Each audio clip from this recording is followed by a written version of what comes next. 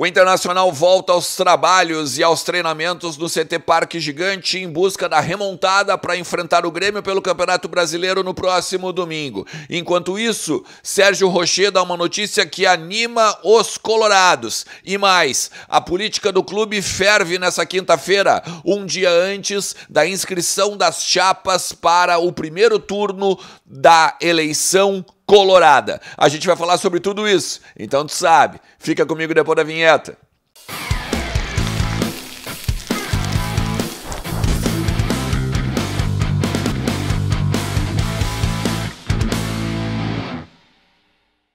Fala Colorado, fala Colorada, vamos lá, vamos falar do Internacional, ainda segue sem tudo beleza, não vem com essa que não tem como chegar e nem ser protocolar, tá? Bora lá falar do Inter porque tem muita coisa de bastidor rolando, principalmente que o time do Eduardo Cudê se reapresentou no CT Parque Gigante num treino fechado, né? Mais um trabalho sem presença da imprensa nem por alguns minutos, beleza?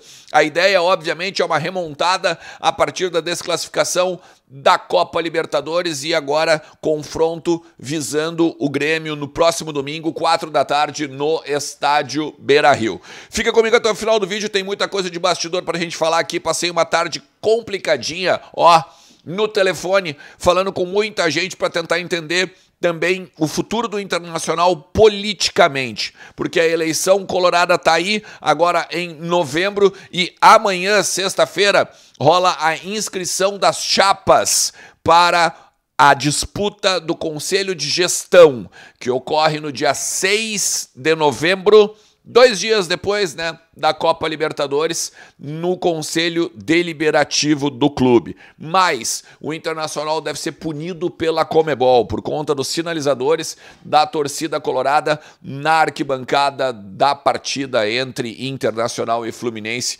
nessa quarta-feira à noite. A gente vai falar sobre isso, beleza? Mas não te esquece que a Pesto Comunicação, ela pode mudar o patamar das tuas redes sociais e até mesmo o teu engajamento e a tua presença junto à internet. Fala com a galera da Pesto aqui na descrição do vídeo e tem 10% de desconto nos produtos e serviços, né, que eles prestam, e aí tu pode usar o código VDG10, né, Vozes 10, na verdade, é o código aí de desconto na Pesto, beleza?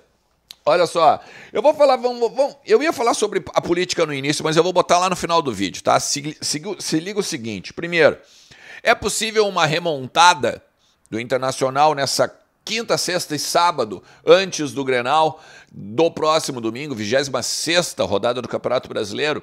Bom, muita gente diz dentro do futebol colorado que não tem essa de poder.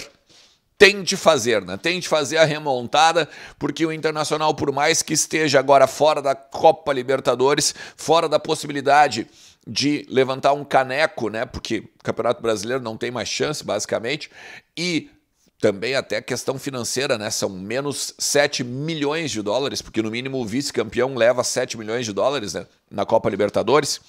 O Inter tem que se refazer, tem que se lamber as feridas, talvez, né? Tem que se organizar para enfrentar o Grêmio. Possibilidade de alguns jogadores serem, de repente, poupado até existe por conta do desgaste, mas a ideia é que todos os jogadores titulares estejam à disposição e o Inter vá com força máxima para o clássico do final de semana.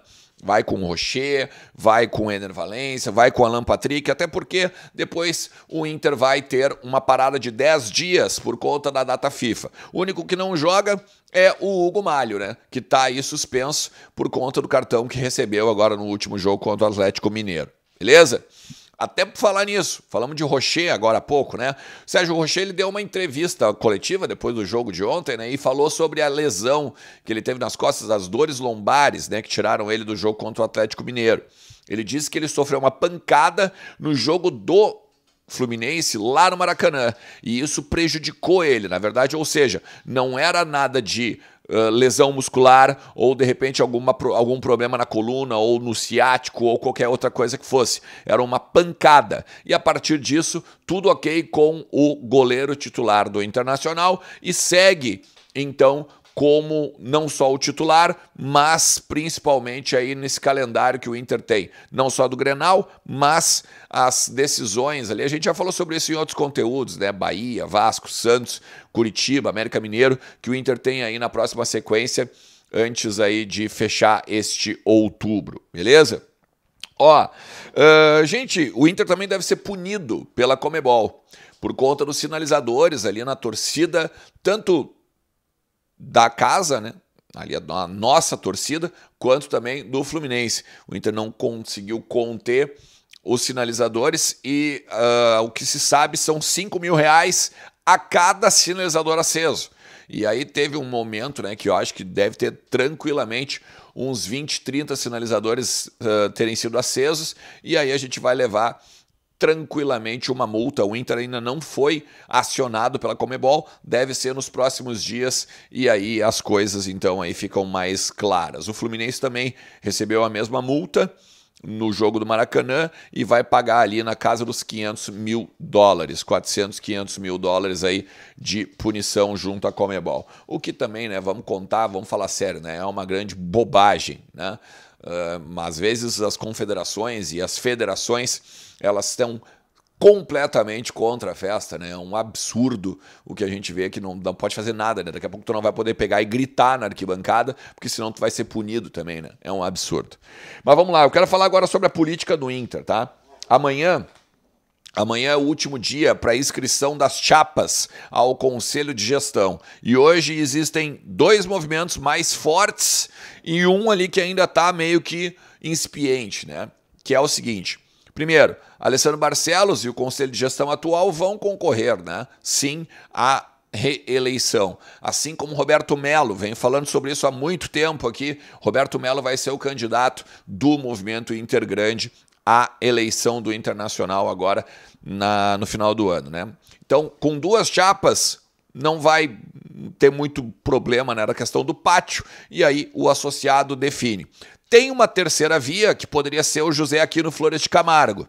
E aí lançaria um conselho de gestão, ou uma possibilidade, né, de ser uma alternativa ao conselho de gestão, e também buscaria os votos para ir ao pátio. Como é que funciona? No dia 6 de novembro, os conselheiros, os 350, 300 e pouco, eles vão votar nas 3 chapas, ou nas 2 chapas, ou nas 4, 5 chapas, no número de chapas que tiver, as 2 mais votadas passam para o pátio. Tá? E hoje a composição seria a seguinte: o presidente Alessandro Barcelos concorreria à reeleição com Ivandro Latino, do Povo do Clube, e aqui é o grande fiel da balança, né? Porque o Povo do Clube acaba apoiando o presidente Alessandro Barcelos e a atual gestão, e faz com isso com que o Alessandro consiga ir ao pátio. Porque senão teria a possibilidade do Alessandro de repente não ir ao pátio se tivesse ido com o José Amarante como o candidato do Povo do Clube, tá? Por que eles fazem isso? Apoiam e vão ganhar no mínimo 3 vice-presidências. No mínimo 3 vice-presidências ganha o Povo do Clube, além do Ivandro Latino, então, sendo um integrante do Conselho de Gestão. A composição do Conselho ficaria também com o Miguel Danino, como representante do I9, um dos grupos que apoia a atual gestão. E aí tem 2 questões. O Convergência Colorada ainda está na dúvida entre o Vitor Grumberg, que é o atual vice de administração, e o Guilherme Malê, que é o atual vice jurídico para uma das cadeiras do Conselho de Gestão. E aí aqui por que tem isso? Primeiro, porque o Vitor Grumberg tem aspirações interessantes aí para um futuro político no clube e também não quer mais ser vice-presidente, né? Desgasta demais, tem as empresas dele e tudo mais. Esse é um dos pontos. Ele seria mais até, vamos dizer assim, maleável, né? O Guilherme Malê já nem tanto. O Guilherme Malê já é um cara mais de combate, é um cara que já não bate tanto com ideias, às vezes, de gastar demais, ou ele cuida muito de orçamento e tal, isso e aquilo, e também não bate muito com a questão do Povo do Clube, não bate com algumas ideias do Povo do Clube. Então, por exemplo, ter o Ivandro já ali e ter o Guilherme Malê junto no Conselho de Gestão já não seria bom para o grupo, né? O quinteto aí que vai concorrer agora no dia 6 de novembro. O outro nome aí seria o nome do Academia, que é o movimento do presidente Alessandro Barcelos. Ou seja, para compor, ficaria o Dalton Smith, que hoje é um assessor de gestão e metas da diretoria do Internacional. Sairiam então o Busnello, sairia também o Dani Dubin, tem também o Bortolini, né, que também sairia então do Conselho de Gestão, e aí mudaria o quinteto agora então da atual gestão, né, da situação. Pelo lado da oposição viria então o Movimento Intergrande, como eu falei, com o Roberto Melo sendo o cabeça da chapa, seria ele o presidente, junto com o Léo Centeno Júnior, que já foi vice de patrimônio do Internacional. Ele deve ter, claro, né, outros serviços prestados, mas o mais atual é vice de patrimônio da gestão do Marcelo Medeiros, agora do último quarteto, né, do quatriênio, melhor dizendo, se for olhar, né, do Marcelo Medeiros. Também tem a Luciana Gomes, que já foi do I9, inclusive, já foi no Movimento I9, que apoia a gestão, e que estava como candidata na última eleição pelo Aquino, na chapa do José Aquino Flores de Camargo, que foi derrotada pelo Alessandro Barcelos no segundo turno. Luciana Gomes. Mais o Maurício Silva, que também tem outros serviços prestados, mas o último, o mais recente, era ex-secretário-geral também da gestão Medeiros. Tá? E fica o Guinter Spode como o quinto nome do grupo, que deve então ser feito, né, ser protocolado amanhã junto ao Conselho Deliberativo. O Guinter Spode foi o candidato do Movimento Intergrande na última eleição.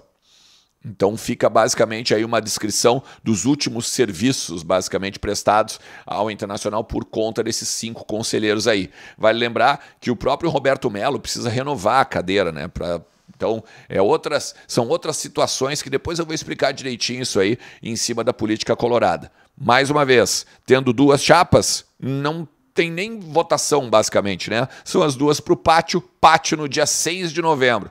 Se tiverem 3, com o José Aquino Flores de Camargo tentando buscar votos entre os independentes ou, de repente, até os descontentes a partir de uma movimentação política de não aceitar, por exemplo, o povo do clube no Conselho de Gestão, o Movimento Intergrande não gostar dos nomes ali que forem compostos, enfim, buscar diferentes, né, pensamentos diferentes. Bom, daí 3 vias e aí os 2 mais votados vão para o pátio. Beleza?